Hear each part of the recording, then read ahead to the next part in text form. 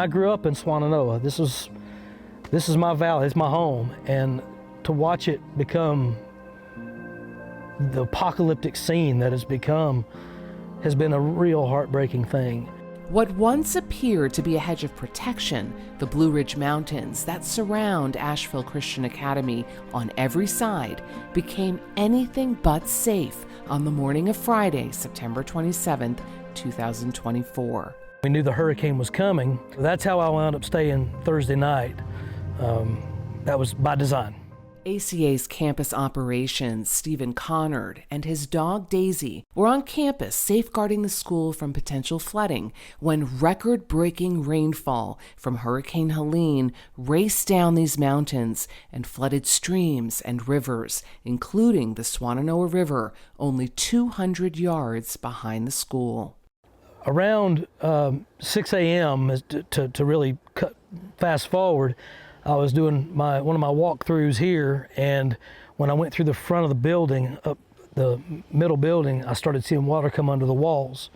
It was becoming a situation that I knew was unmanageable, heartbreakingly so. And so at that point, I just decided I needed to get home to my daughter. My daughter was at home, and so I loaded my dog up and tried to get out of here. The waters had overtaken Swannanoa River's banks, catastrophically flooding ACA's entire campus and its school buildings. The road over here was blocked by homes, trees, water, everything else. And so I went that way, out Old 70, and I got over to the bridge at Old 70, but the river was up on the road. It was about 4 feet deep. I was driving I have a Jeep Renegade, I was driving that. The water was deep enough I could stick my hand in it outside the window. And I got up to the bridge, and there was a storage container washed up against the bridge, and it was getting ready to come over the bridge, and the water was going over the bridge, and the bridge didn't look like it was going to make it. And so I was trying to make a decision: do I shoot across if I can, or what do I do? And it occurred to me that I would get washed over. And so I put the car in reverse and backed up, and when I got down over here, back just beyond where the water was that bad, the road disintegrated in front of me. Stephen headed back to the school. I parked my car in the maintenance shop over there, and I realized that our buses were taking on water. I was stuck here anyway, so I decided to move the buses, and I did my best moving them where I could. The water got to be a little beyond waist deep, and then I came back and I had to get my dog over here. And so I carried her. There was a river right behind me. I remember walking through the building, and the sewer was backing up into the building, and it was just the carpet tiles were floating. And I opened the door to the upper school to go into there, and water flowed out knee deep. I went upstairs to just try to ride it out a little bit, and it was just a lake back there, but it wasn't. Well, it was a river. It was like the Mississippi. It was flowing really hard and fast. You could see a lot of things going by. It was a really long night. There were things that happened and things you hear, and in an event like that Friday night was the longest night of my life. A lot of people didn't make it out of the storm. There are things you hear and so forth during those events that you really want to forget. Stephen was not the only one on campus experiencing the sounds and sights of the devastation. We were awakened the morning of the flood by the noise down the street, and the noise was military vehicles and fire rescue personnel urgently waking up neighbors in lower ground next to the river. Brenton Benware, ACA's Director of Admissions, lives in a home on campus with his family. You know, we were consoling neighbors who had lost neighbors and friends. There was a particular family who lived down the street on Riverwood. First, I didn't know what they were doing in our parking lot of ACA. It was a little bit odd.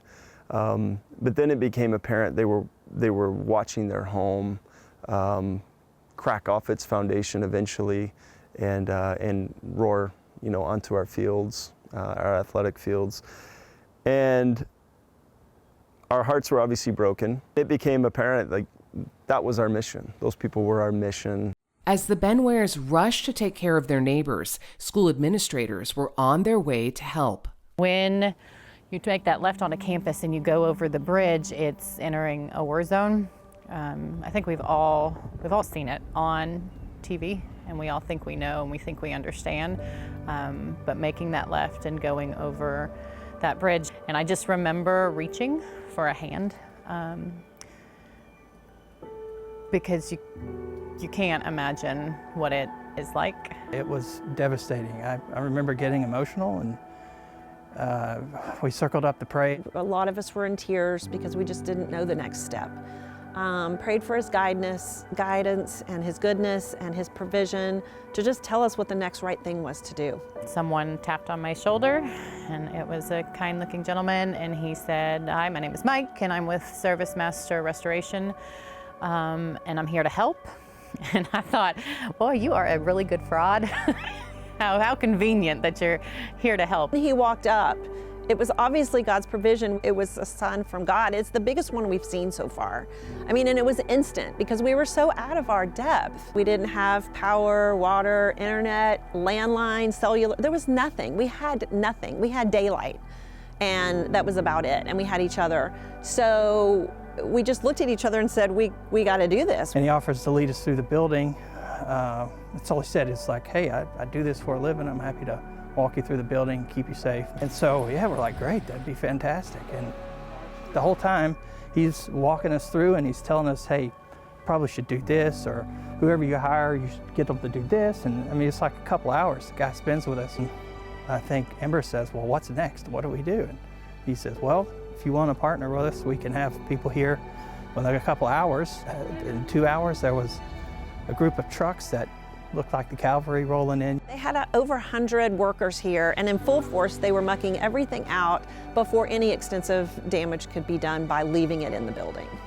To have that kind of response in the middle of what was going on, it's just unheard of. And so that was a sign for me that, okay, the Lord's with us. We can do this. The immediate response was also seen in the groups of people who showed up at school, fellow staffers and ACA families. And I think you just go in an emergency or in a crisis, you go to the people you know and you go to the places that are your places. So we ended up at school that day. Everyone came to serve, and they found a way to do it with food and drinks. We knew that the community was in need, and so we emptied out shelves and all of the food that we could find in Flick, and we loaded it up on carts, and we just went and stood by the road. People were coming barefoot with children, carrying, just their kids and a backpack. They didn't have anything, and said, "We heard you have something." It was just really beautiful meeting people in that moment.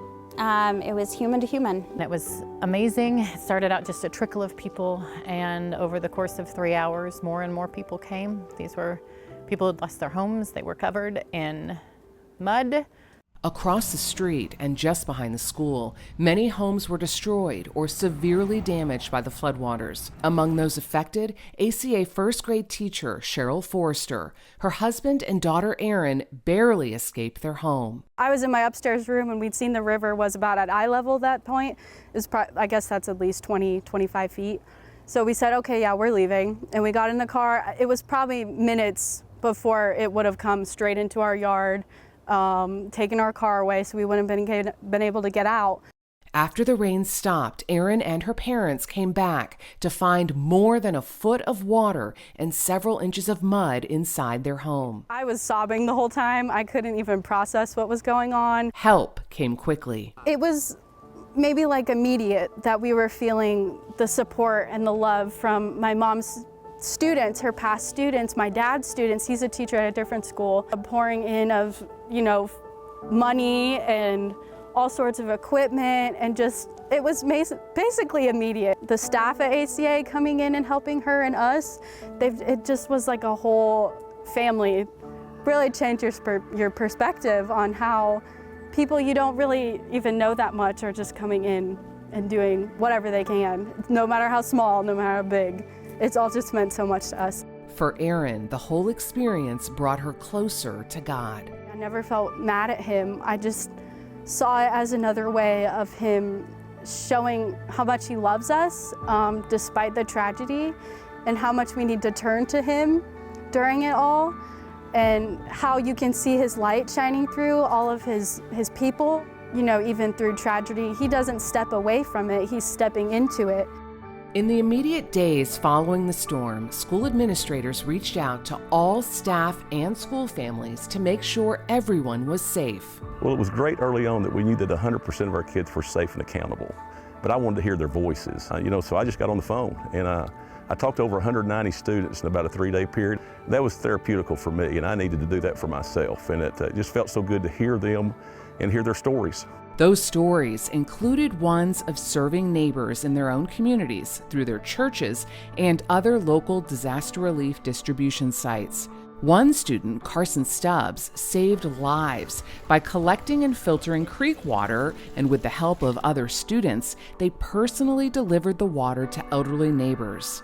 ACA families and school staff members also stayed busy volunteering, while administrators put a plan in place to restart school. We were probably 6 days in when we formed the Academic Recovery Committee, the ARC Committee, and then they began working on getting instruction back, and our plan was to do virtual until Biltmore Church reached out. We decided, hey, let's try to fulfill a need for a school that is in devastation.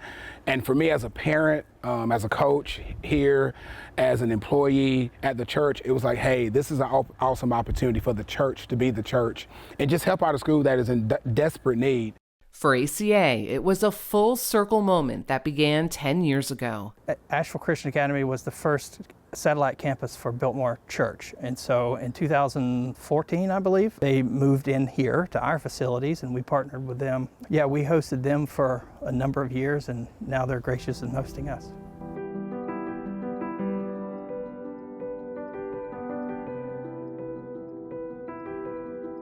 The story, while devastating, of what's happened is really a story of God's faithfulness for us, to us, and providing exactly what we need.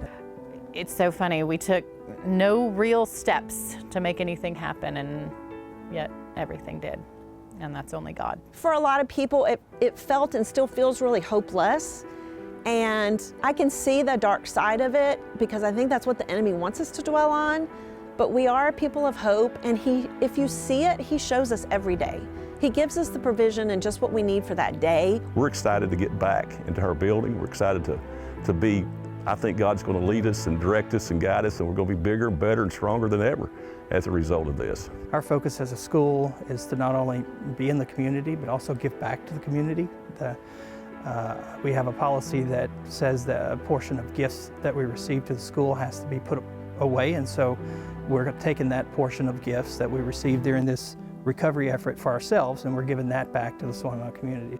As Asheville Christian Academy gets closer to reopening its doors, the school plans to be a beacon of help and hope to all of its neighbors in the many years to come.